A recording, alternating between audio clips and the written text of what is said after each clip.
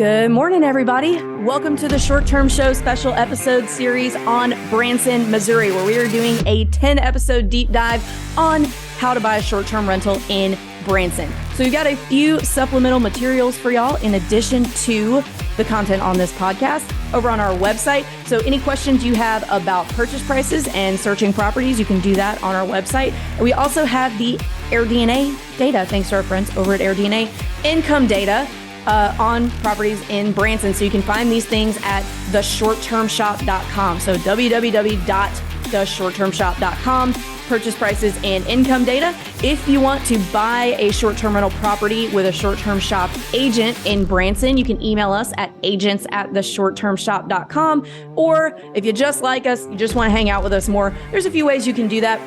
You can join our Facebook group. It's the same title as my book. It's called Short-Term Rental, Long-Term Wealth. We're over there talking about short-term rental investing all day, every day. Or if you prefer to talk to us in person or virtual person, you can join our Zoom call that we have every Thursday. You can sign up for that at strquestions.com. We'll catch you guys over there.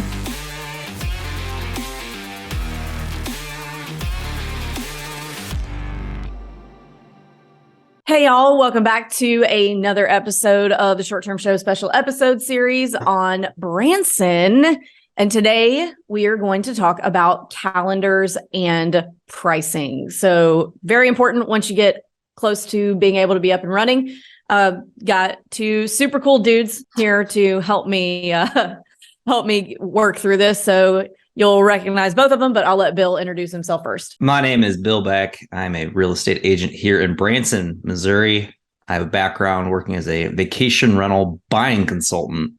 And yeah, excited to talk about this topic today. Awesome. Thank you, Bill. And next we have Luke Carl. Luke, you want to introduce yourself? Yeah, I want to plug Management Monday real quick. I teach a class for the shop called Management Monday. It's a lot of fun. We've been doing it a long time. I've taught 10,000 plus people how to put their property on the internet and hopefully have some success with it. So come join us. Get hooked up with Bill, buy yourself a house, and I'd love to come party with you every Monday, Management Monday.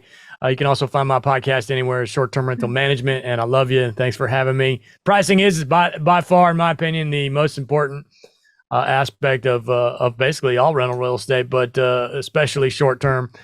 Huge difference between long-term and short-term. Long-term, you get one price for the entire year, and short-term, you got 365 different prices, sometimes times 2 or 3 if you want to do different things on different platforms. So it is a lot to just soak in, and I'm glad we're doing this.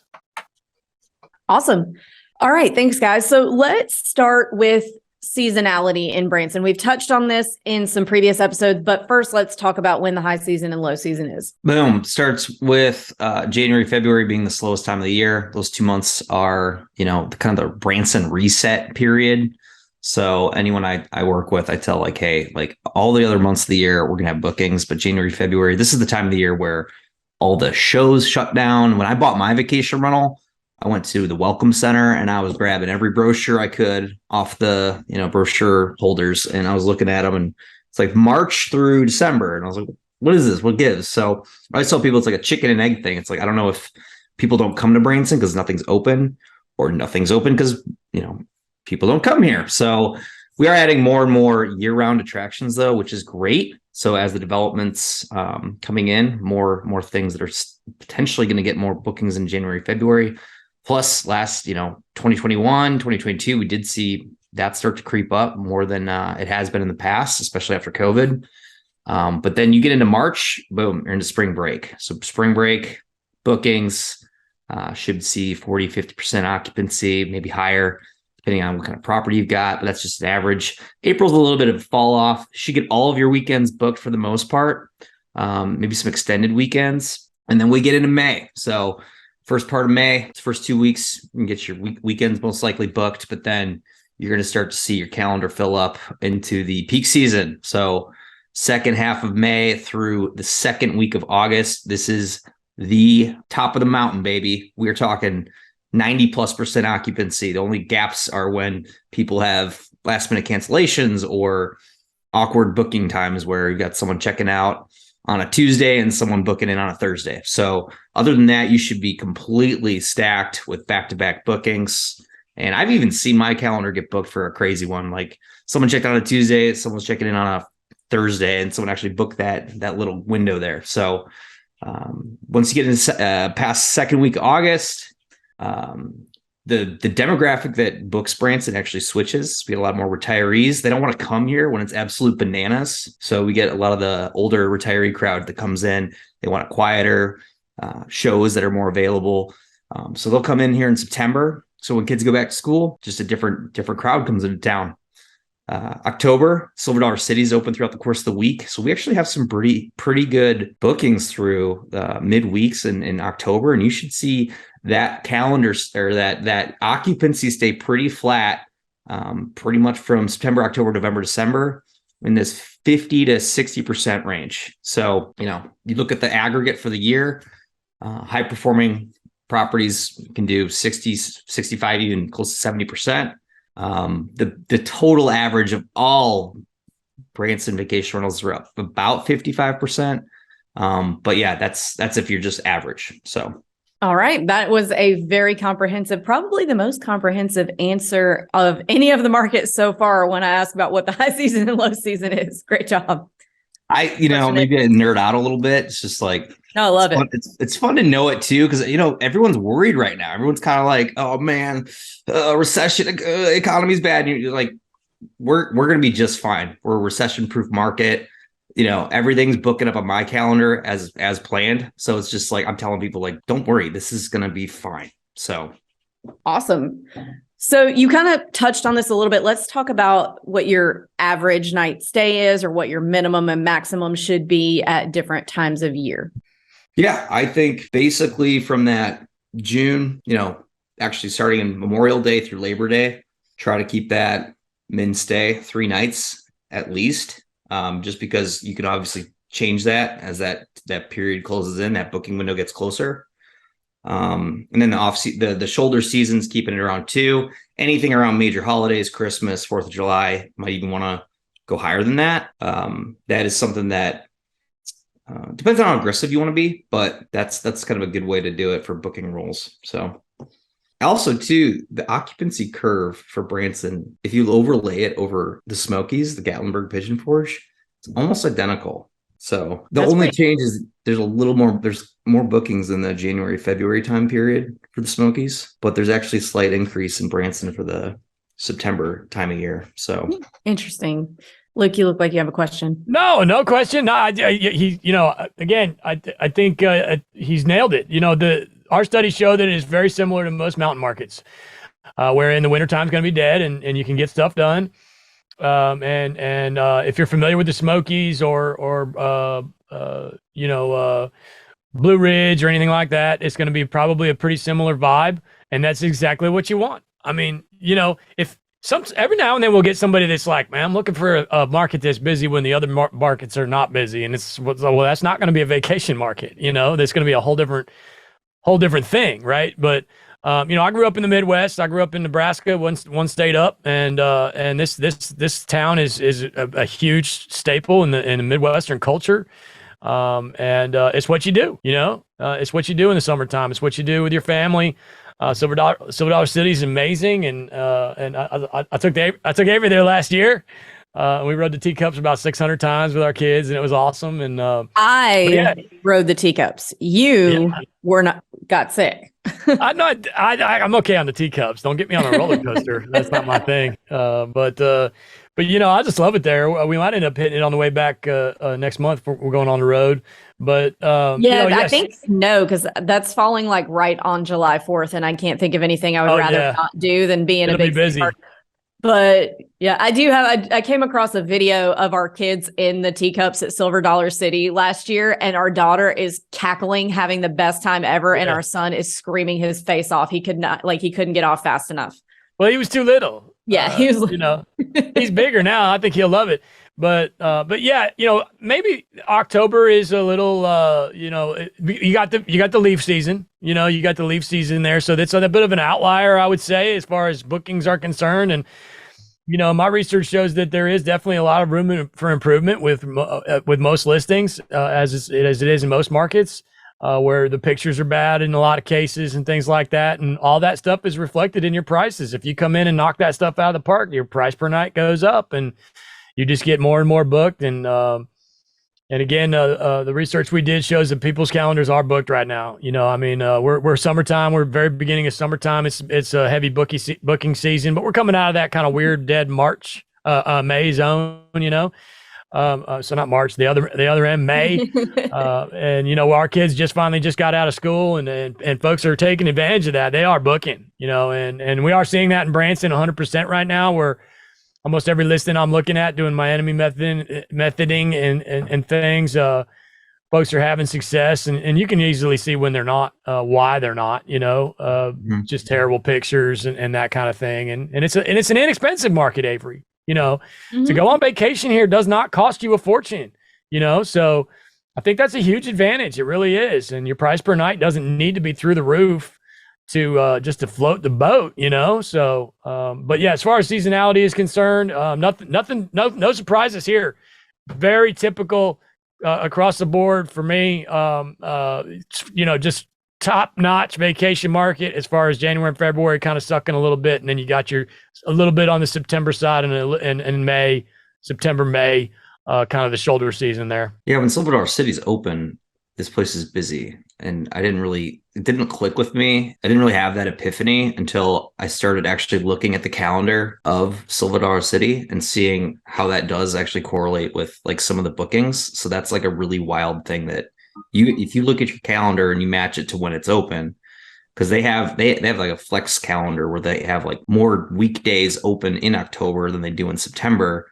And it's like, well, that makes sense now that you kind of think of the people that are booking here. So it's really something that kind of opened my eye. I mean, I didn't even know that for a while. That was like something I learned here just even a couple of weeks ago, where it was like, oh, this actually is what people have been talking about. So. And it is open year round, right? It's just not open, or maybe not January.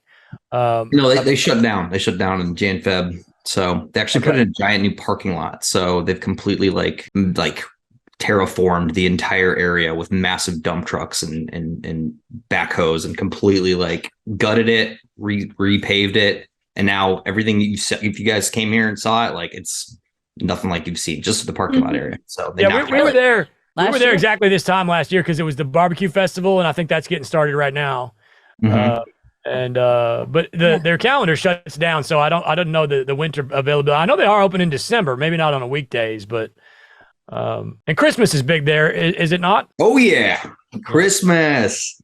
So Silver City lights up Christmas. I always like try to verbally explain to people, I'm like, no, just do yourself a favor, go to find a Christmas Silver City light display video on YouTube and just look at it.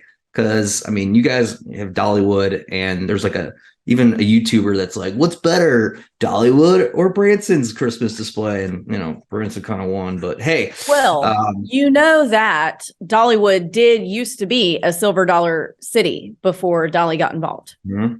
So they're kind of the same thing. Yeah, they're kind of like, I don't know, brother sister thing going on. So it's definitely. But when Silver City's open in that winter time, I mean, they go bananas. They've got a Christmas parade they do, or they get all the floats out in the street, and people are just sipping their hot cocoa like, oh, this is great. And you've got crazy amounts, like there's like 6 million lights. So whoa, we are far enough south that we don't generally get clapped by like awful Midwestern weather. So we're just on that edge where you might get mid 30s, mid 40s, but the park's still open. So they will continue to run roller coasters until like 34 degrees. So I may or may not have ridden a wild roller coaster in the middle of the night at like 36 degrees out. So that sounds terrible. Yeah, why would you ever do that? Well, Avery, you're majorly offended by cold weather, period. There are people that are okay with cold. I'm totally okay with cold weather. I grew up in it. But Avery takes it she takes it personally when it's cold outside. It personally offends me. She's totally offended that it's like a vendetta against her. Oh, we're going to make it cold outside just to make you. No, that's because you're from the South and it's always blazing hot. Yeah, I need heat and humidity to live properly. like a lizard. Yeah, I'm a lizard or a snake.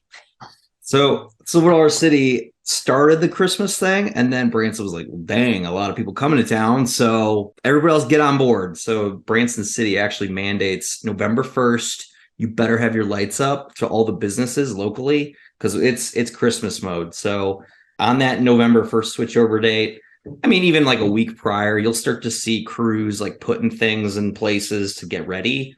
Like our Titanic Museum, like they've got tree out in front. They haven't flipped the switch yet. But yeah, November 1st through basically New Year's. I mean, it's Christmas season, and people are here specifically for that because it's literally a destination to go for Christmas. You know, I think you can see maybe a 75% increase on your, you know, if we're talking straight up Thanksgiving and Christmas dates, like a week around those two holidays, probably about 75% increase of a regular old night in, say, like June or August. Maybe 50% increase, but you know, anywhere from 50 to 100%, maybe in other words, maybe even double what you would get on a normal weekend kind of thing in August for those major holidays. You got to be careful there, Avery, as you know, with booking the holidays. It's a very it's a science. There's a sweet spot there. You don't want to book them too far in advance. And me personally, I don't like to book them at the last minute because people they're going for the major holidays. You can almost guarantee that they're going to be more of a pain in the rear end than people that are not major holiday people. These are types of folks that don't get out of the house as much generally. Number one, and number two, they are very there's a lot of stress involved there. Having family for a holiday in general is always stressful. When you're doing it in a house that you're not familiar with, never been to, and moving people outside of their element, the stress gets even higher. And as hosts, we do have to deal with that. So I think that is increased the closer you get to the holiday. In other words, if you get somebody if you keep your prices super, super high in order to book Thanksgiving or Christmas way last minute, you're going to be probably working harder. And I hate to say it, but it's really, really difficult to get a good review out of that type of a client, of a guest, where they're a last minute major holiday guest. So be careful with your pricing there, since it is such a heavy Christmas holiday area. It is a fine line between pricing it right, getting what the property is worth, and even oftentimes more important, getting the right guest to fill those holidays. It's all about pricing. That's very, very little sweet spot there. You got to pay attention to it. All right, let's talk about lead times, which you kind of already touched on. So throughout the year, what are we seeing for booking lead times in this market? I was actually going to jump right into that. So you read my mind. So perfect. Average is bell curve 30 days. So, you know, plus or minus that. That started here this last, year, 2 years. Prior to that, it was more like 90 days. So obviously the COVID effect, people are like, well, we'll just do it later on. So that's pretty much the standard. Some of the larger properties where there's bigger groups that go, obviously there's a lot of more logistics when you've got multiple families trying to figure out, okay, what are the days that you're able to do this? So those ones can book out, like right as of today, you could probably get bookings into late August, but a lot of the smaller properties here, the 4 to 12 people unit size, those are probably right around 30 days. Now, summer's probably booked as of like right now through maybe mid-July. But if it's not, I've had people ask me like, why is this calendar not like, it's like, well, it's okay. I mean, it's all of June's booked. The rest of May is booked. We've got a couple in July. It's going to be fine. So that's generally what we're seeing here and then, you get occasional far off in the distant bookings, but that's been kind of what's happening here. And it's very regular. So if people aren't used to it, in fact, I've had people point out like, look at this one. It's all completely booked out. I'm like, great. They really underpriced their place and they're giving it away. So good for them. Yeah. Whoops, I was on mute. There's a little bit of an element there of, the further in advance, the more expensive the property. Not always cut and dry like that, but there is a bit of an element. And since you do have so many affordable stays here in Branson, I think that will kind of lend itself a little bit to more, a little bit more last minute, maybe not as far out occupancy, which there's nothing wrong with that. And we're seeing that across the board anyway right now in short term, where lead times are lower than what they used to be. We used to I used to personally try and keep my lead times about 4 or 5, maybe even 6 weeks in advance. And Airbnb recently said that they're 22 days across the board lead time on occupancy. Now that's worldwide. So you're talking, just millions and millions and millions of properties all across the globe there for that 22-day number. And a lot of those properties, of course, Airbnb are going to be like, individual rooms, which is not what we're talking about here. We're, of course, talking about renting the whole property, the whole condo, that kind of thing. So it can run the gamut, and it depends on you. How do you want to price your property? Do you want to be more booked in the future? Then you can do that. You're going to have to adjust your prices accordingly and pay more attention and get in there and adjust minimum night stays and really, 5-10 minutes a day on your calendar. If you want to be further out, just cater your pricing to that. And if you want to be a little bit closer in, the possibility is there of getting a little bit more money doing it that way in some cases. So if you want to do it that way too, it's all about, everybody's management style is going to be a little different. Yeah, I totally agree with that. And what Bill said earlier about people freaking out because they see other people's calendars booked all the way through next year, that's definitely I want to highlight that for some of you listeners, because especially when you're new and you start looking around at everybody else and doing the enemy method, it can look like, oh my gosh, this person's booked out until next year. What am I doing wrong? They're doing so much better than me. And actually, they probably are making less because they have it priced too low.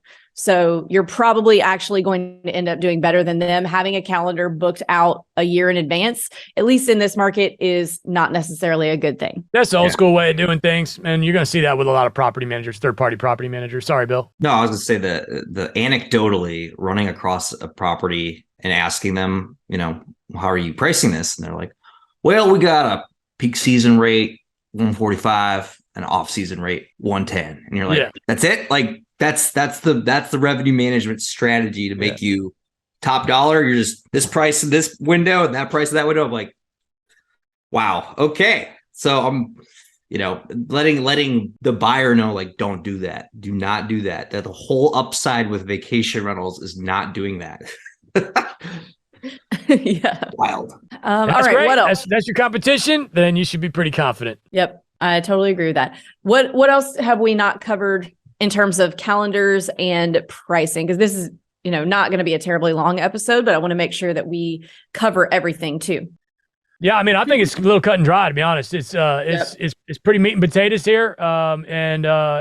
It's no, we're not reinventing the wheel here as far as getting this thing booked. A smaller property, I think you're probably looking for somewhere around 85% occupancy throughout the year, with most of that falling between March and October.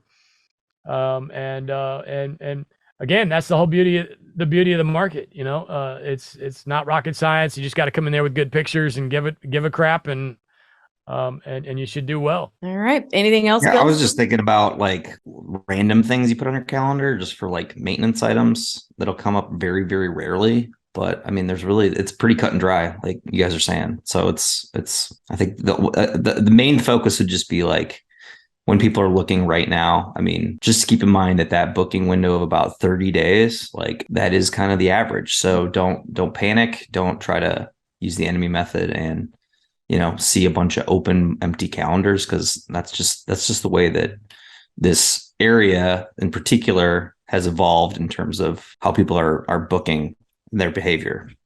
Yeah, and I will say, Avery, my enemy methoding is showing pretty confident on the calendars here. I'm showing some pretty hefty bookings for the most part. Now, of course, we are in that time of year where you probably do want to see your calendar a little more booked than other parts of the year. So, but yeah, he's totally right about everything there, and I mean, nothing but confidence for me. If I'm enemy methoding this market right now, to me, it's a no-brainer. Especially if you're Midwestern and you're familiar with the area, you know what I mean? It's a wonderful thing. If you want to get into the short-term business, I don't see why not. Am I sounding too pitchy? And of course, we're using a pricing tool, right? We're paying attention to PriceLabs. Well, I'm all PriceLabs all the way. Bill's more than welcome to comment. And I was going to now that you mentioned that, I was going to say, when you're comparing yourself to those folks that are, like Bill said, like, oh, we do 145 on the weekends and 120 on the weekdays or whatever. I mean, even if you get on PriceLabs and run it, we call it naked when you don't put in your numbers. You got the high, min, and the low, average, high, low, etc. Whatever they're called, the 3 numbers on PriceLabs.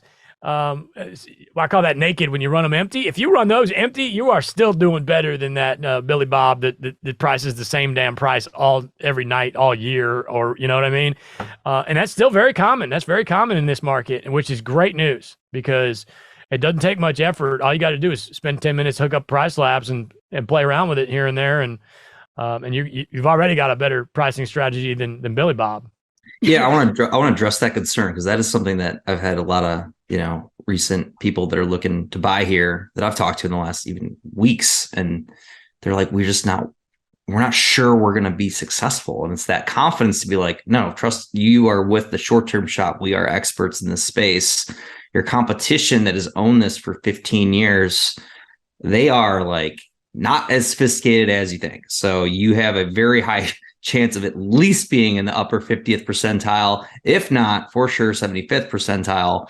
And, it's like how hard do you want to push it to get into that upper tier to get 90th plus percent. But just using the basics, I mean, this is your competition out here. You got people with green carpets that have, 1993 cabinetry with brass fixtures who have 8 pictures on their listing with a 4-sentence display of what they're renting. They probably still call it VBRO.